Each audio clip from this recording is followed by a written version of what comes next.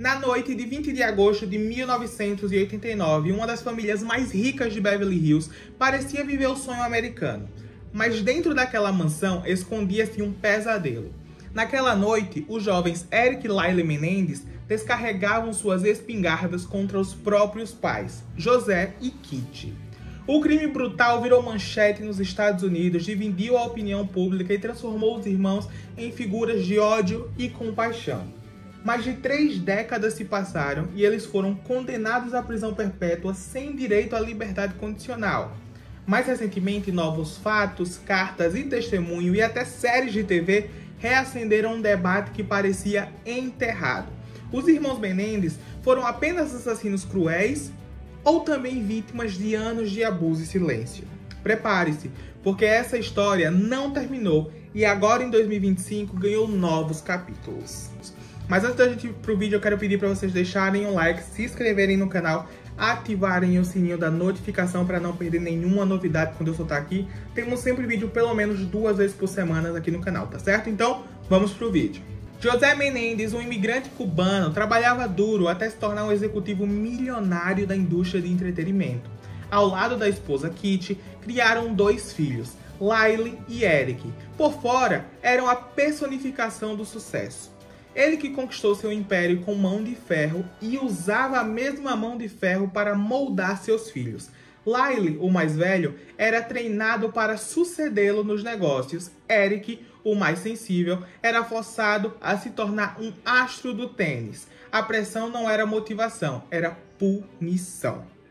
Mas segundo os irmãos, por trás das portas trancadas da mansão havia escuridão. Eles alegavam que José era autoritário, agressivo e abusivo. Relatos de violência psicológica e física e até abusos sexuais. Kitty, a mãe, seria omissa, incapaz de defender os filhos. Testemunhos posteriores pintaram José como um tirano emocional. Humilhava os filhos publicamente, controlava cada aspecto de suas vidas, da escolha de amigos à faculdade.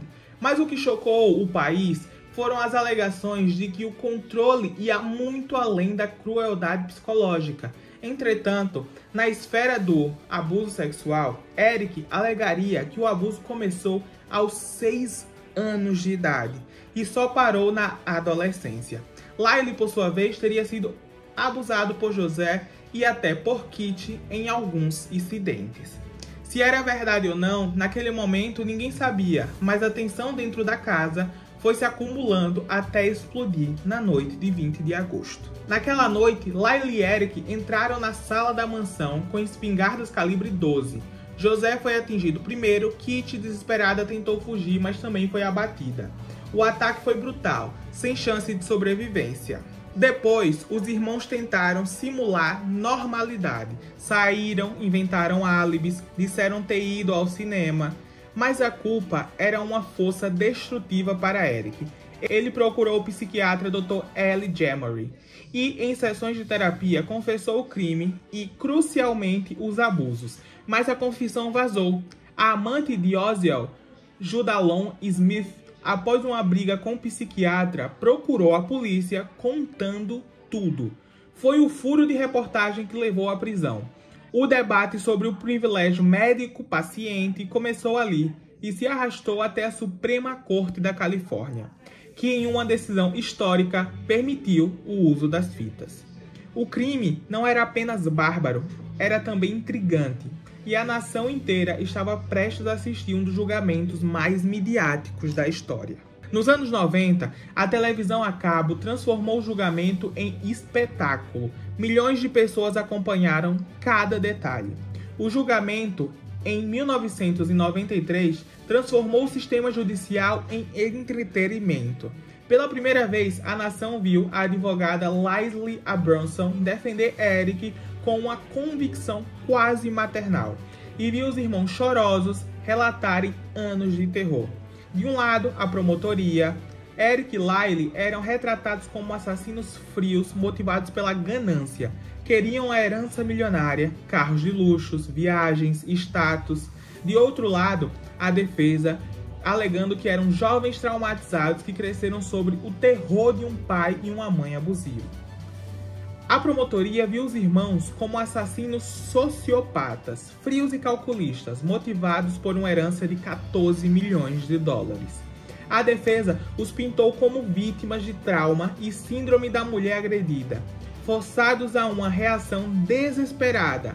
O clímax foi o depoimento de Eric, que desabou no banco. Narrando os detalhes gráficos dos supostos abusos, o impacto foi avassalador. A estratégia da defesa funcionou para dividir a opinião. Os irmãos foram julgados simultaneamente, mas com 2 júris separados, um para Lyle e outro para Eric. Em 1994, ambos os júris falharam em chegar a um acordo. O resultado, o júri foi suspenso. O país ficou em choque. O júri de Lyle pendeu fortemente para a condenação, mas o júri de Eric estava dividido. Com forte apoio à tese da defesa, a justiça havia falhado em dar uma resposta. Durante semanas, o país inteiro se dividiu. Alguns viam vítimas de abuso reagindo em desespero, outros apenas 2 privilegiados tentando escapar da justiça. O segundo julgamento aconteceu em 1995. Foi diferente. O juiz restringiu a profundidade dos depoimentos sobre abuso, focando mais na premeditação. A promotoria conseguiu concentrar o foco no comportamento pós-crime, os gastos, a falta de remorso imediato. A defesa já não tinha a mesma força dramática. Em 1996, o veredito final chegou. Culpados de homicídio em primeiro grau e conspiração. A sentença: prisão perpétua sem possibilidade de liberdade condicional.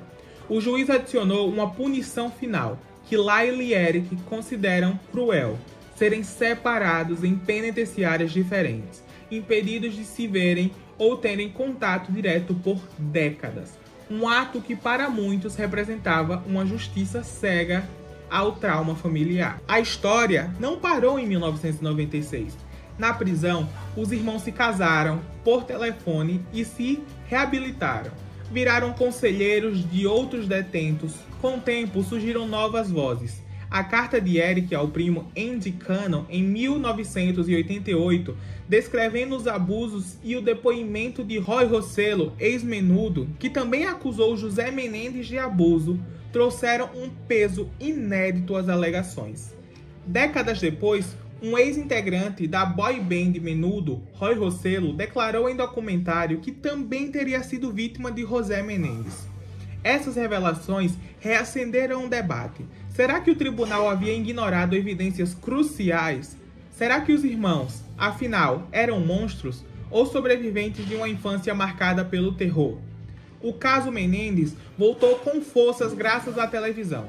Séries como Monster, The Lyle and Eric Menendez Story reacenderam a curiosidade do público, e em 2023 os advogados entraram com uma nova petição de habeas corpus, trazendo as provas esquecidas. Em 2025, os advogados de defesa forçaram uma audiência de ressentenciamento. O motivo: Lyle e Eric eram jovens na época do crime, tinham entre 21 e 18 anos. As leis atuais dos Estados Unidos consideram a imaturidade juvenil e o trauma como fatores atenuantes. Diante de um tribunal emocionado, o juiz Michel Jessic reconheceu o trauma e a reabilitação dos irmãos. Ele reduziu a sentença de prisão perpétua sem condicional para 50 anos, a vida. Pela primeira vez desde 1989, Lyle e Eric estavam formalmente elegíveis para a liberdade condicional, sob as novas leis para jovens criminosos. Mas a esperança foi breve. Em agosto de 2025, a audiência de liberdade condicional resultou em negação. O conselho alegou que, apesar da reabilitação, os irmãos ainda precisavam demonstrar remorso genuíno, apontando violação menores na prisão, como posse de celular, e a brutalidade do crime. E o mais recente golpe veio em setembro de 2025, quando um juiz rejeitou o pedido para um novo julgamento, afirmando que as novas provas não invalidavam a premeditação, mas reduziu a sentença de prisão perpétua sem condicional para os 50 anos. Pela primeira vez, os irmãos Menendez estavam tecnicamente elegíveis para a liberdade condicional, Um choque para quem acreditava que eles jamais veriam a luz do dia fora da prisão. Eu vou deixar agora aqui algumas pessoas que comentaram também sobre o assunto dos irmãos Menendez e principalmente sobre esse último julgamento que ocorreu em agosto de 2025. Qual o motivo que o Eric Menendez não conseguiu a liberdade condicional? Foram listados alguns motivos, né? Lembrando que esses motivos são de todo o tempo de prisão dele. Ter o mau comportamento na prisão, uso de celular contrabandeado, envolvimento em esquemas de fraude fiscal ligados a gangues, posse de álcool dentro da prisão, participação em brigas físicas, histórico de infrações disciplinares recorrentes ao longo de 36 anos de prisão. O Eric falou que ele usava o celular ali para poder conversar com a esposa, assistir vídeos no YouTube, que sim fez o uso de bebida alcoólica e drogas dentro da prisão e ele se sentiu péssimo por conta disso. Ele disse também que se envolveu aí com gangues para sua própria proteção, risco para a segurança pública. O conselho concluiu que Eric ainda apresenta um risco irrazoável para a sociedade, já que seu comportamento mostra uma tendência em quebrar regras e normas. O comissário destacou o assassinato da mãe de Kitty Menendez foi desprovido de compaixão humana, foi considerado planejado e brutal, não um ato de impulso ou defesa imediata. Eric demonstrou remorso parcial, mas o conselho considerou que não foi o suficiente. Há dúvidas sobre a sinceridade do arrependimento.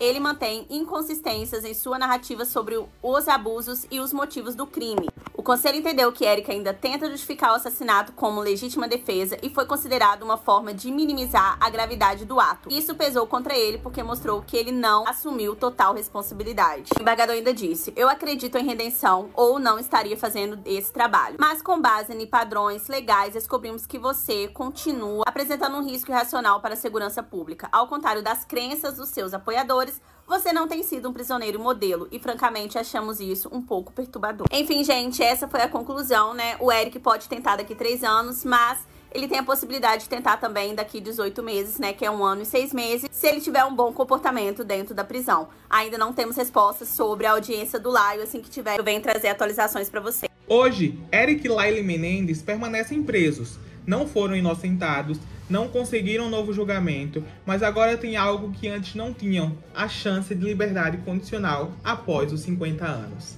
A sociedade segue dividida. Para uns, eles são assassinos impiedosos que devem pagar até o fim. Para outros, vítimas que reagiram ao horror familiar e que merecem uma segunda chance. O caso Menendez não é apenas sobre 2 irmãos, é um crime brutal. É sobre como lidamos com abuso, trauma, justiça e reabilitação. No fim, a pergunta continua a escoar: justiça foi feita ou apenas mais uma camada de tragédia foi adicionada a essa história? O que vocês acham? Eu queria que vocês deixassem a opinião de vocês sobre esse caso, que foi um caso tão emblemático, né? E que marcou os últimos anos no mundo inteiro por causa da série Monsters.